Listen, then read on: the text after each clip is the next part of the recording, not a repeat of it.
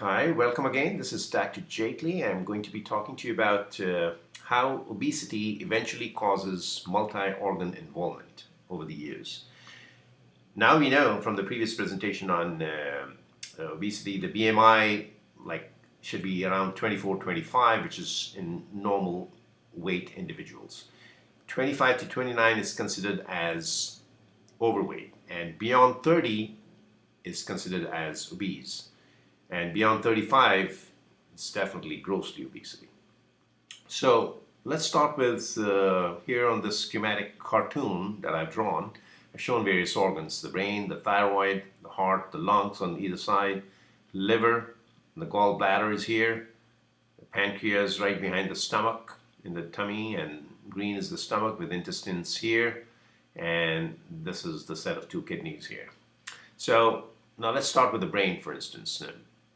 Certain things they start to develop over a period of time is anxiety, depression. Obviously, the person not able to put in as much efforts, his family life, his social life, his occupational life, all are not going at the proper pace.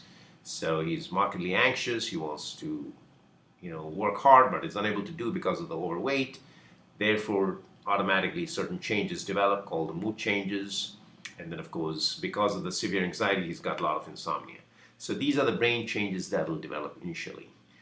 Thyroid can go mostly slow or become hypothyroid, we call it, but very rarely even hyper states or high rapid states of thyroid have been reported. And so thyroid abnormalities are common. Heart, which is the major organ, a vital organ in the body, that suffers the major brunt. Now here's the heart situated within the chest. The two lungs are on either side. And the first thing that happens is it starts to show enlargement. So the heart becomes bigger and more weighty, more in weight. Mostly fatty tissue starts accumulating around the heart. So it becomes like more of an inefficient pump. Remember, heart is a circulating pump, so that becomes inefficient. So it's not able to pump oxygen throughout the body. As a result, the heart suffers. So the car is not running too well, if you will.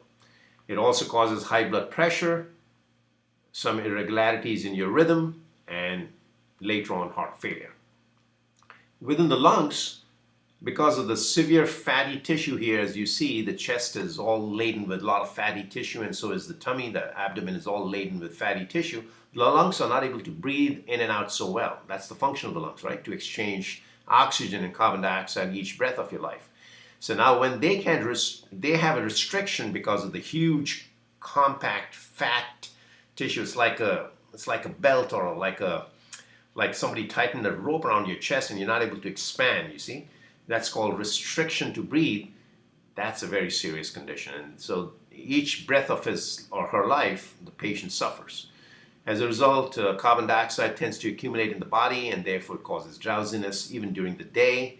And at night, of course, snoring habits will develop, and we call it obstructive sleep apnea, OSA. It's a very commonly used term, OSA. I'm sure a lot of people use that freely or to understand the lung condition as a result.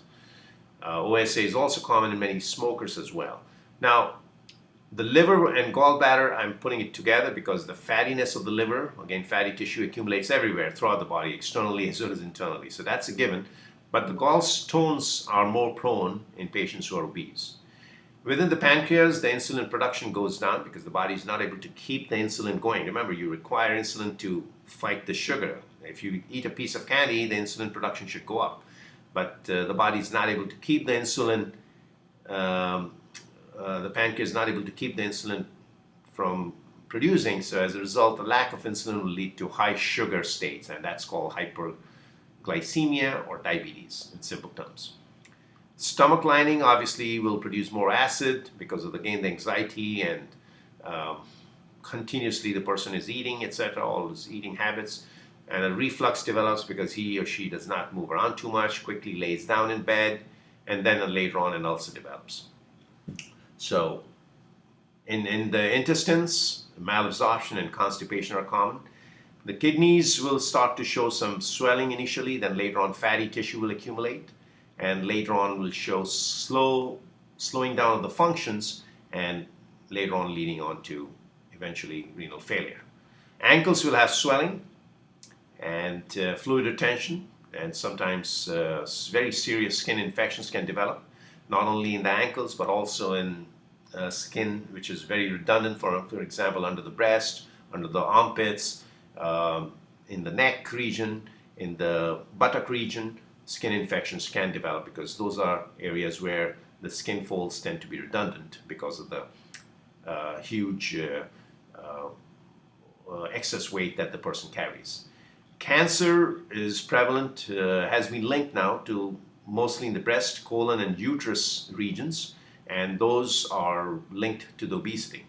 So in a nutshell, what have you learned? Well, obesity is a very dangerous condition, and that needs attention, and we need to talk more about this and make people more aware that we should carry normal weight. And how do we do that? How do we achieve all of that? We'll be discussing that in the future discussions. Okay, thanks so much. See you again. Bye.